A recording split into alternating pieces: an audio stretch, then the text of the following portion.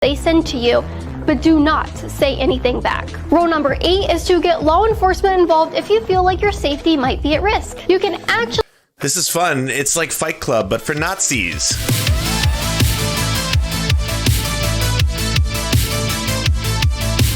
We're going to start with Kaitlin Bennett today. Now, Kaitlin Bennett hasn't really been seen a lot since the whole COVID-19 out in public, and that was kind of her shtick. She was kind of one of those on-the-scene ex-InfoWars reporters, although she's still appearing on InfoWars' actual website, band.video. So we're going to check out what she's been up to. Last time we saw, she was basically going to various areas that had been affected by the BLM protests and doing what she always does, which is propagate lies, deceit, and shit herself. All live, in that order, of course. If you are a Trump supporter, a conservative, a Christian, or just white, you are not allowed to have your own opinions anymore. And if you dare to have your own opinion, the mob will come after you, your family, and your employer. If you refuse to give into the mob mentality, you'll lose your job and have your career ruined. I want to give you guys some tips on how to protect yourself from cancel culture so you can do your part in standing up for what you believe in without having to feel like you might have your livelihood destroyed. So make sure you share this video and watch until the end, and make sure you sign up. So that's a good preface, eh? I'm going to teach all you white people how to say and do whatever you want, and make sure no one stops you from saying and doing whatever you want. Right now at libertyhangout.tv to watch the full uncut version of this video, where I go into more detail and tell you guys about some of the situations my friends have faced. It's not pretty, and I want to make sure you guys are protected from the dangers of cancel culture. And I want to be clear that these recommendations I'm about to give you are not just exclusive to conservatives. The mob will come for anybody if they so choose. The woman walking her dog in Central Park was a Democrat, and they didn't spare her. So please be sure to share this video with any...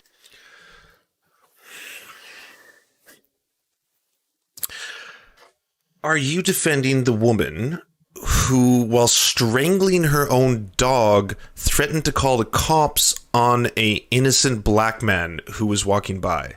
That's where we're starting here. Wow, the bar is low.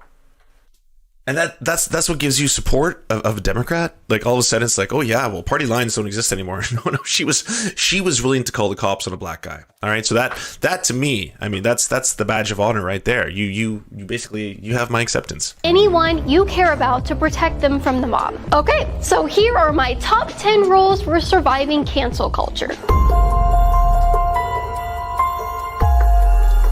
Good. Rule number 1 is to do a sweep through of your social media and remove any information you might have about where you work.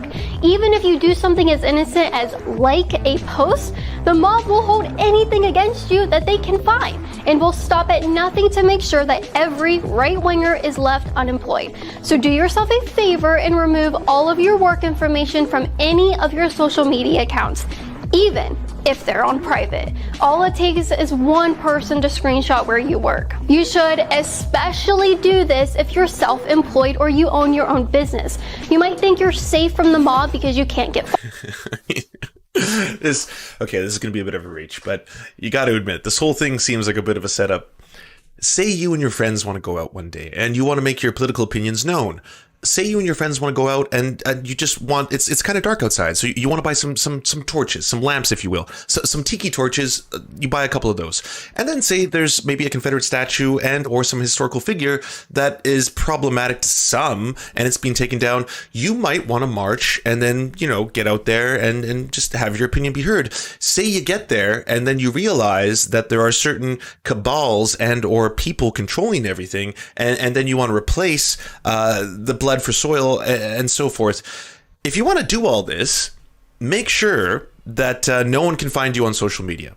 So make sure no one can find your picture. Make sure people can't post that saying like, oh, I don't know. They'll use strange terms like fascist, Nazi, and then they'll post your picture all over the place. So Kaitlin Bennett has you covered here. Fired, but they might even do something worse. They'll literally set fire to your business. I hate that I even have to give you guys this advice, but it's not worth taking any chances. Rule number 2 is to take any identifying information off of your social media. This means taking off your birthday, taking off places you've checked into, but the most important thing to take off is the town in which you live. You should never voluntarily put this information out there on social media. You should do a thorough search through any of your old posts and delete anything that would identify you.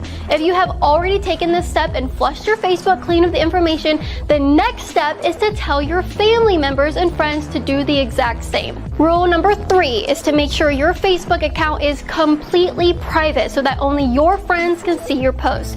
If the whole world can see your posts, you are way more likely to be canceled than only when your friends can see them. There's a really simple feature in the settings menu on Facebook that lets you limit the audience for past posts and make your whole profile private at once. And if you're Okay, like, it's not bad advice, obviously. I mean, you know, there's an inordinate amount of information that these tech companies have about us. And I mean, if you want to forego that information, that's up to you. That's totally, I can't help but think, who are you appealing to? Given your track record, given your history.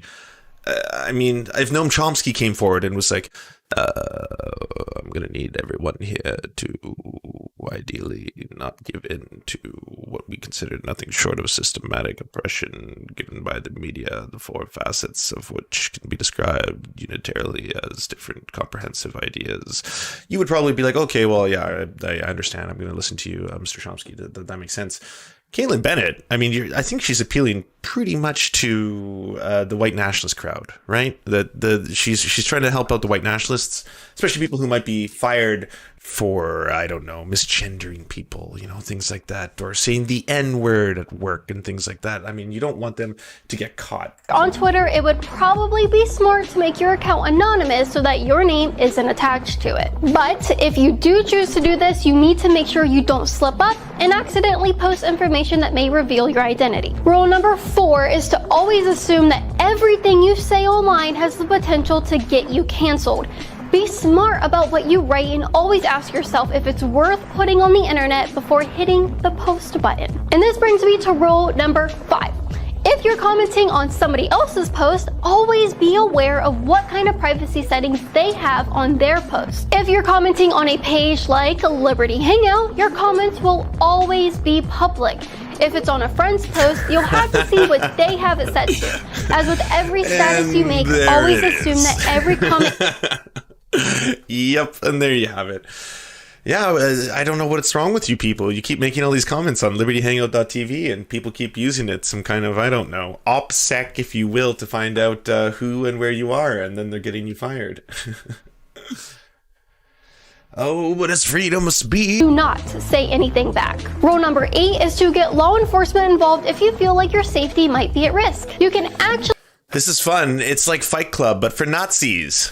Don't let ourselves needlessly become the next victim of cancel culture. It can happen to anyone, even your innocent grandma. So you need to be prepared and start taking precautions to make sure it doesn't happen to you. The sad thing is our country wasn't always like this. In fact, it wasn't even like this just a month ago. If you visit libertyhangout.tv, I will be going through some examples that have happened. Before we bombard you with all of our shameless links, we want you to bombard us. Do you have a worker co-op business or local union you'd like us to advertise at the end of our episode for free? So, if you'd like ears on your worker co-op, go down to weareserfs.com. And while you're there, join the Discord because it's filled with righteous guys, gals, and MPals. Finally, come check us out on Twitch Live 5 days a week by going to twitch.tv/theserftv. Yeah. To our lords, Ricky Pilgrim, I'm Raft, Tomospone, Nine Tails Cosmic Fox, Hans Josephine, and Corpse Harvester, we bow meekly for your pleasure. To our Knights of the Round Table, Josh Mickelson, Dylan Byke, Zach Christensen, Todd Buckingham, Todd Lajeunesse, Clement Chetskoff, Cooper Pilot, aka the Man with Large Balls, Political Puppy, Nick Davis, Ali May, and Alan R., we salute you. And to our many merchants and farmers, you have our undying loyalty.